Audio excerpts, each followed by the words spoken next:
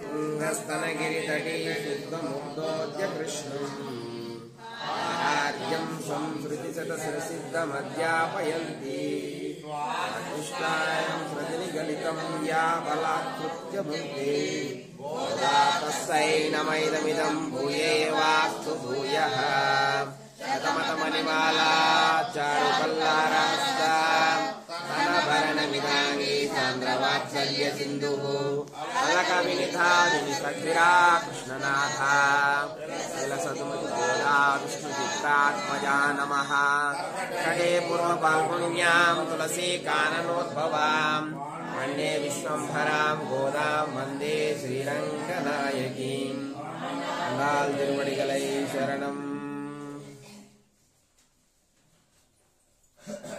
ఇంకా 2 రోజులు ఉంది. సో సంక్రాంతి రోజున కూడా రేపు భోగి కాకుండా సంక్రాంతి రోజున కూడా రావాలి. ఎందుకంటే ఒకరోజు 2 పాసురాలు చదువుకోకూడదని సంప్రదాయం. రోజుకొకటే చదువుకోవాలి. ఆ పద్ధతిలో మరి 2 పాసురాలు మనకు మిగిలిపోయాయి. రేపు కూడా అందరూ వ్రతం అయిన తర్వాత రేపు భోగి కాబట్టి కళ్యాణం జరుగుతుంది. గోదా రంగనాథుల కళ్యాణం. మరి దీనికి మీరు అందరు కూడాను ఖచ్చితంగా 10 గంటలకల్లా ఇక్కడ ఉండాలి. ఈ వ్రతం అయిపోయిన తర్వాత వెళ్ళి మీరు ఇంట్లో పనులు చేసుకొని 10ంటికల్లా ఉండాలి. ఫలితం ఉండదు. లేకపోతే ఈ నెల రోజులు చేసిన ఫలితం ఉండదు. కళ్యాణం భోగి రోజున తప్పనిసరిగా అందరూ వచ్చి కూర్చోవాలి. సంకల్పం చెప్పే టైంకి నేను కాదు నా పేరు చీటీ అన్నట్టుగా ఉండకూడదు. అర్థమైందా? నేను సంకల్పం చెప్పే టైంకి మీరు మీ గోత్రనామాలు చెప్పే టైంకి ఉండాలి. 10 గంటలకల్లా ఖచ్చితంగా రండి అందరూ కూడా. ఇప్పుడు మనం 28వ పాసురాన్ని అనుసంధానం చేసుకుందాం. ఆండాళ్ கரவைகள் சென்று ஆனம் சார்ந்துண்போம் அறிவொன்றும் இல்லாத ஆய்குலத்து தன்னை பிறவி பெருந்துணை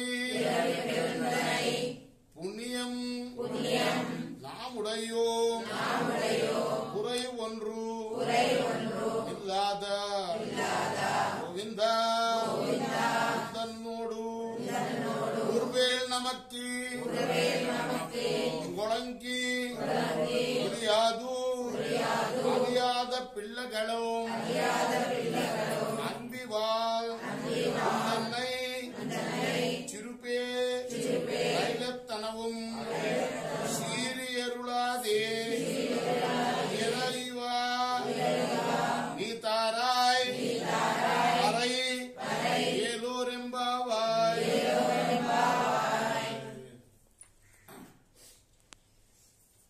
మేమందరం కూడా ఎవరం అయ్యా అంటే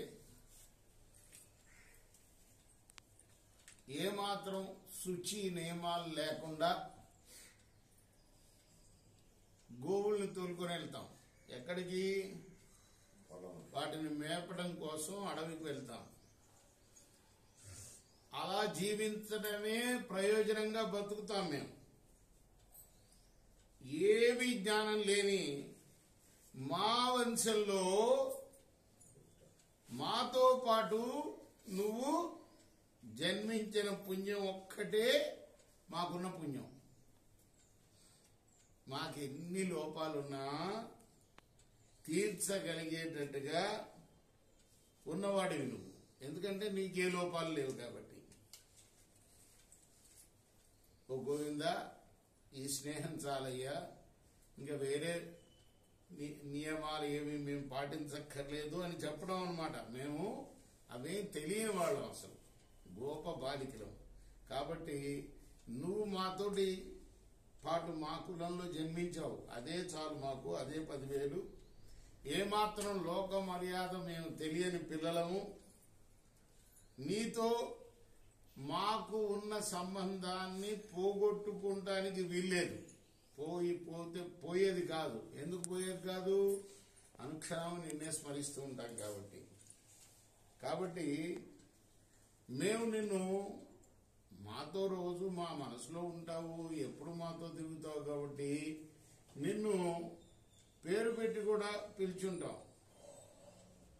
ఓ గోపాలుడా అను, ఓ లేకపోతే ఓ కిట్టప్ప అను, ఇలా ఏవో పేర్లు పెట్టి చిన్న చిన్న పేర్లు పెట్టి పిలుచుంటాం నిన్ను. దానికి ఏమాత్రం కోపం తెచ్చుకోకుండా మమ్మల్ని అనుగ్రహింపకుండా ఉండవద్దయ్యా. మేము దేనికోసం వచ్చాము దాన్ని ఇవ్వు. ఆ పర అనే వాయిద్యాన్ని ఇవ్వు. ఇక్కడ పర అంటే నిజానికి పరలోకం. ఏ లోకం అది? ఆయన లోకం, వైకుంఠ లోకం. అక్కడ పోతే ఇంకా మళ్ళీ తిరిగి వచ్చే పని లేదనమాట. అంతరార్థం అది. వీళ్ళు అడిగేది మాత్రం గోపికలు కాబట్టి, వీళ్ళు ఏమీ తెలియని వాళ్ళు కాబట్టి వాయిద్యం ఇవ్వు మాకు. వాళ్ళే చెప్తున్నారుగా మేము ఏమి తెలియని వాళ్ళమని.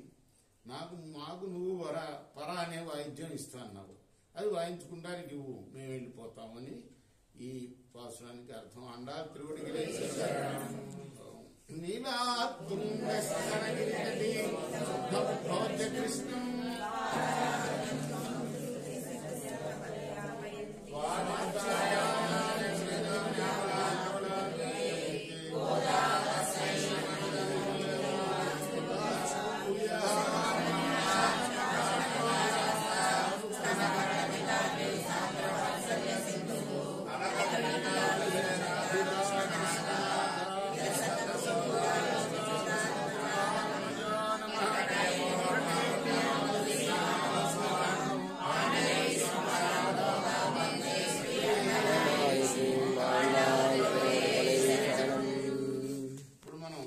సాంప్రదాయం ప్రకారం కులశేఖర ఆళ్వారు రచించిన ముకుందమాల స్తోత్రం నుండి 15-16 శ్లోకాలు చెప్పుకుందాం.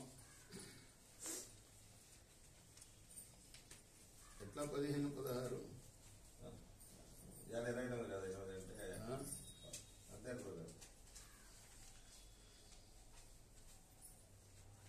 మాద్రాక్షం క్షీణపుణ్యాన్ క్షణమపి భవతో భక్తిహీనాన్ పదాబ్జే మాశ్రౌష్యం శ్రావ్యబంధం తవ చరితం మపాస్యాన్య దాఖ్యానజాతం మాస్మార్షం మాధవత్వామపి భువనపతే చేతసాపహ్నువాన్ మా భూవం వత్సపర్యా వ్యతికరరహితో జన్మాంతరేపి. అయ్యా మాధవ, నేను ఎన్ని జన్మలు ఎత్తినా కూడాను నీ పాద పద్మాలపై భక్తి లేని వాళ్ళని చూడకుండా ఉండేటట్లుగా చేయవయ్యా. అలానే వినడానికి ఎంత సొంపుగా ఉన్నప్పటికీ నీ గుణకీర్తన లేని కథలని వినేటట్టుగా చేయవాక. మనం చేసేది అదే రోజు టీవీలో పెద్ద సీరియల్స్ కదా, ఎన్నో భక్తి ఛానల్స్ ఉన్నాయి, అవేం పెట్టుకోము. ఈటీవీ లైఫ్ అని ప్రత్యేకంగా పాపం రామోజీరావు గారు వెళ్ళేటప్పుడు పెట్టెళ్ళాడు. అంతా పొద్దున్న సాయం దాకా ఆధ్యాత్మిక కార్యక్రమాలు. అలానే భక్తి టీవీ ఉంది. ఇటువంటివి పెట్టుకొని మనం రోజు కూడాను ఆ స్వామి కథలను వినటానికి అలవాటు పడితే అవే వినాలనిపిస్తుంది, వేరే ఏమీ వినాలనిపించదు. కాబట్టి ఎంత సొంపుగా ఉన్నప్పటికీ ఇతర కథలను వినకుండా నీ కథలనే వినేటట్టుగా చేయవయ్యా. అలానే నిన్ను మనస్సులో ఎరగని వారిని గురించి ఆలోచింపకుండా ఉండేటట్లు, నీ పూజ చెయ్యని వారిని చూడకుండా ఉండేటట్టుగా చేయవయ్యా. జిహ్వే కీర్తయా కేశవం కేశవం మురరిపం చేతో భజ శ్రీధరం చేతో భజ శ్రీధరం వాణిద్వంద్వ సమర్చయాచ్యుత కథా సమర్చయాచ్యుత కథా శ్రోత్రద్వయస్త్వం శృణు శ్రోత్రద్వయకం శృణు కృష్ణం లోకయ లోచనద్వయ హరే లోచనద్వయ హరే గచ్ఛాంగ్రి ఉగ్మాలయం జిఘ్రఘ్రాణ ముకుంద పాదతులసీం మూర్ధన్నమాధోక్షజం. ఇందులో తులసి గొప్పదనం చెప్పబడింది.